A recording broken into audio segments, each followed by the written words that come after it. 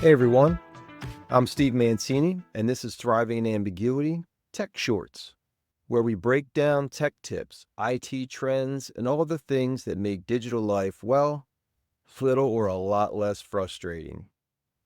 Today, let's talk about something that drives everyone a little bit crazy.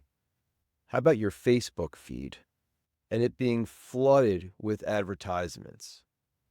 Where'd all your friends' posts go?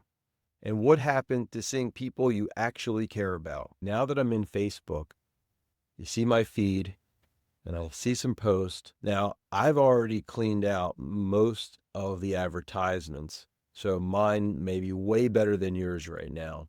But I'm going to show you how to do yours as well. So as I scroll down my feed, I'm going to see, okay, here's things from all the people that I know. Okay, wait a minute. Here's something, this muscle car thing. This isn't something I want to see, although I do like that car. It's not really something I want to see in my feed. So see this X here? If I click that, that will then get rid of that from my feed for 30 days. I have more options here. If I hit content preferences, then I can just say, hey, I don't really want to see that at all. So I can unfollow that and it'll get rid of it completely. So you have options in there.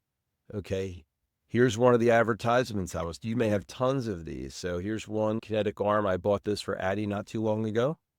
I don't want to see that either. So I'm going to click on here and it's going to say, you won't see this ad again. It's going to remove it. So that's awesome.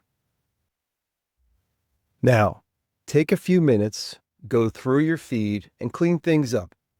The effort is totally worth it. Before you know it, your favorite people will be back and you'll be able to actually enjoy Facebook again.